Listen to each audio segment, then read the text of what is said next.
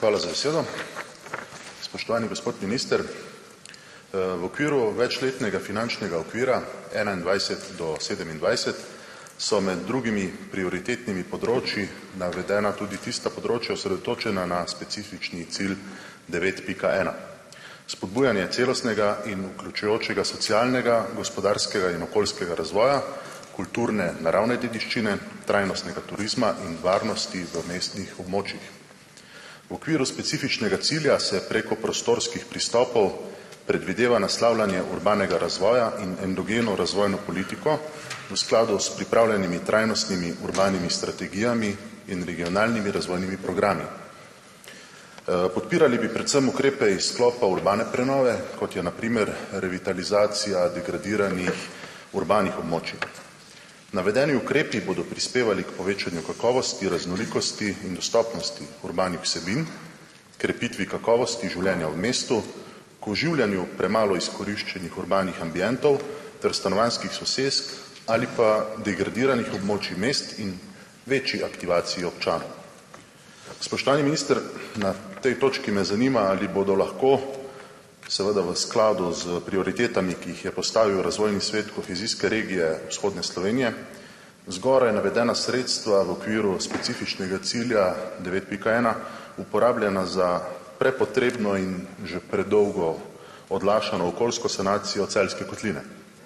Zanima me tudi, ali je vaše ministrstvo pripravljeno vložiti potrebne napore, ki so za pomoč pri koordinaciji tega projekta prepotrebni in ki ga omenjenemu območju dolgujemo in bo glede na obsežnost v preteklosti povzročene škode moral vključevati različne resorje in tudi mnoge druge deležnike. Hvala za odgovor. Spoštovani gospod minister, dr. Jevšek, imate besedo za odgovor, izvolite. Torej, jaz sem že v predhodnem odgovoru poslanki opozicije odgovoril, da smo uspeli v ministrstvu na sistemskem področju lansko leto in to s pomočjo tudi regiji sprejeti dva pomembna dokumenta, to je partnerski sporazum in program, in da smo prejšnji teden na vladi sprejeli odlok, to se pravi uredbo o izvajanju kohezijskega programa 2021-2027 in da bo že 2. marca sestanek odbora za spremljanje. Vse to govorim zaradi tega, ker bodo prvi razpisi na voljo že meseca aprila, zato da se bodo tudi projekti iz cilja 9, kot jih vi omenjate, lahko začeli izvajati.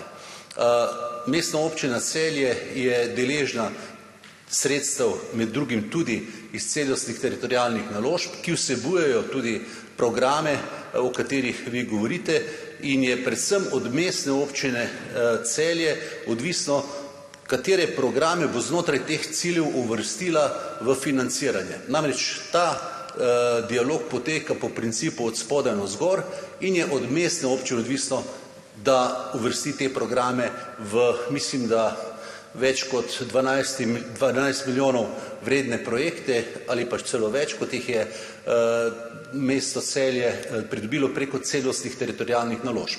Po drugi strani poteka tudi dogovor za razvoj regij.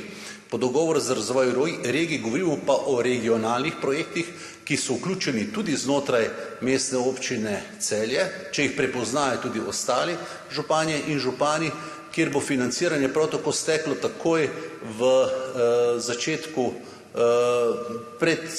nekje pred začetkom poletja, bomo pripravili razpise, tako da bodo se občine lahko prijavile, prav tako po principu od spodaj navzgor. Vendar se morajo dogovoriti, kateri so tisti projekti, ki jih bodo izvajali. In tukaj je na razpolago okoli 430 milijonov evrov za celotno Slovenijo za dogovor za razvoj regij.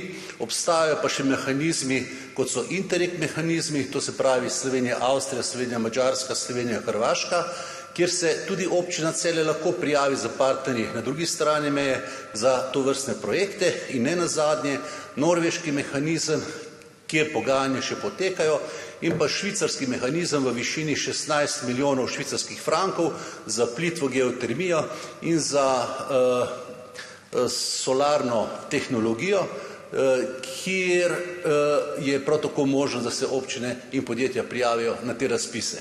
Mi z spoštovanim gospodom poslancem smo se že pogovarjali v moji pisarni in smo še bolj detaljno, ki sem imela več časa, razložil te projekte. Skratka, občina Celje in pa občine v okolici Celja imajo veliko priložnosti in možnosti, da iz ciljev, ki so bili opredeljeni v programu in pri katerih so sodelovali tudi predstavniki vzhodne kohezijske regije in pa tudi razvojnih svetov regij, razvojne agencije, uresničijo tiste cilje in tiste projekte, za katere ste se odločili.